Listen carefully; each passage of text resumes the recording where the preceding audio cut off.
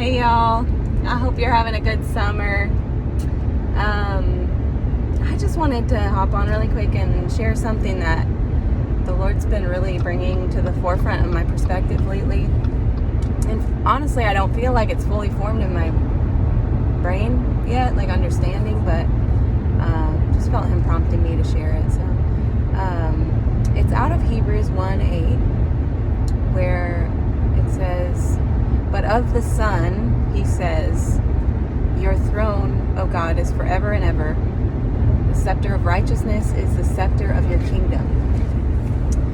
And so it's been several months. I think it was sometime this winter that the Lord just began unfolding this picture before me of the scepter of righteousness and really highlighting that in the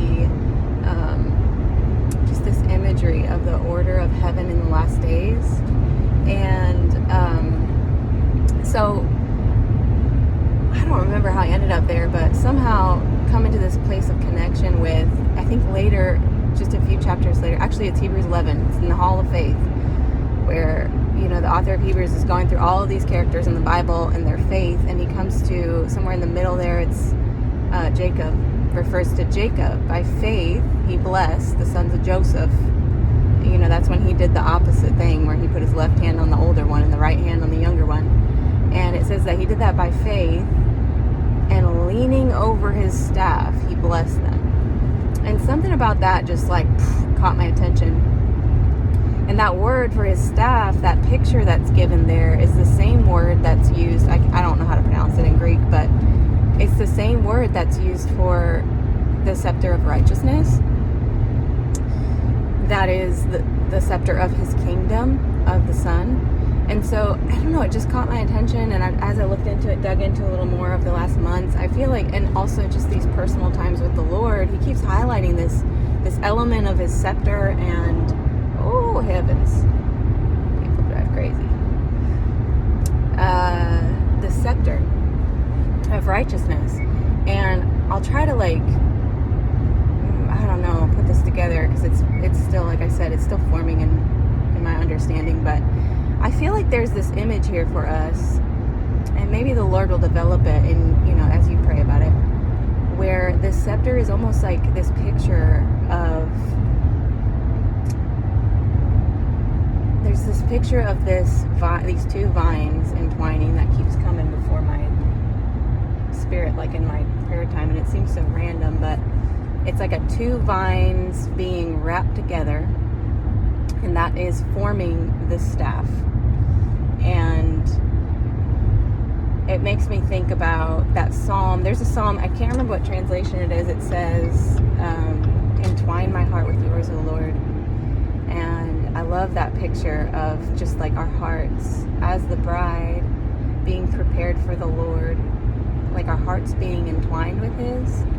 And I think that there's something connecting there with that scepter, where it's like this picture of the Father who's, you know, his rulership over the earth is so secure and so like outside of time. He's sovereign over all of time. He always has been, he always will be. And then there are these moments in time on the earth where that dominion is exercised in a way, and I almost feel like it looks a little bit like Israel, Jacob, you know, leaning over his staff. He had the authority to issue that blessing over Ephraim and Manasseh. And like this picture of the bride, as we get closer to the fulfillment of time, being like this staff that is the intertwining of the heart of Christ with the heart of the bride, creating this strong, sturdy, straight staff that the Father leans upon as he executes his blessings and his judgments in the last time. And I know that sounds a little obscure and abstract. It does to me too, actually. And as the Lord's been like showing me this imagery, a lot of it I'm kind of just like, what? I don't really get it, but I just feel like it's poignant for the time, and just to see ourselves that way as he matures us and he oils us and readies us for his coming, which is really close.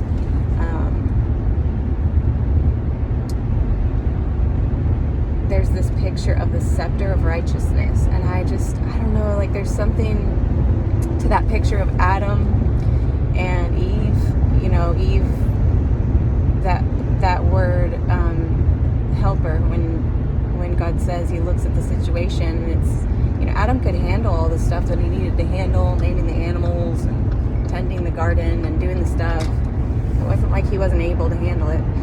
But the Father looked at the situation and said, it's not good for him to be alone. I'm going to send him a helper comparable to him. And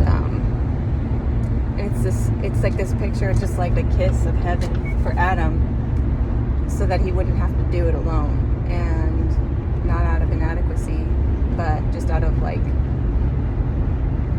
the love of the Father.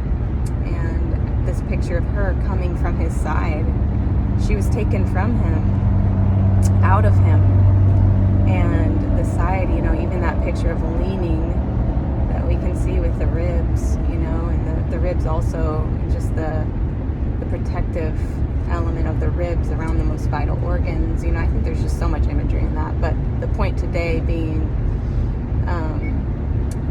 the scepter, that word for scepter is also the same Greek word that's used in the book of Revelation, referring to the rod of iron. And, I think there's just something so important there. And I don't know exactly how to say it, but the entwining of our hearts with Jesus in this last hour is literally like creating this scepter for the Father to lean upon as he issues those ultimate determinations. And there's a sturdiness in the bride that he's forming as our hearts are woven to his. It's like we could never be straight and sturdy enough to make up that scepter on our own. It's only in the intertwining our hearts with the bridegroom. That's the only way that the sturdiness and the straightness will be there. And so I don't know. It's kind of obscure, but for some reason I just felt like the Lord was prompting me to share that. And I know I'm not the most polished in putting these thoughts together, but I hope it blesses you and gives you some imagery as the times are so, I know so many people are feeling it, different dreams, encounters, like the poignancy of the times. Man, it's intense. So I hope it blesses you, because I think while we feel the poignancy of the times, there's this balance to the severity of these times when we look at like the ripeness for intimacy with Jesus within these times. The closer we get to his return, the birth pains get stronger, and there is an intensity to that, but there's also, like, as those birth pains get stronger, there's also this like excitement. I've had 3 kids, and I know that the end of, when you're close to meeting your baby, there's like a increase in intensity, but also like this crazy increase in excitement and anticipation. You're getting closer, and it's like that is what compels you through the intensity of it, is the anticipation to hold that baby. And so as we're entwining our hearts with his, it's like he's making the bride ready to stand with him. Oh, Jesus. To stand with him.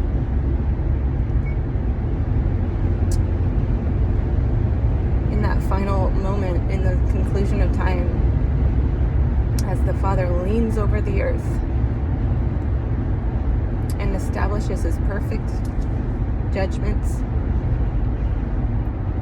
Oh, Lord. So anyway, I hope that blessed you in some way, but yeah.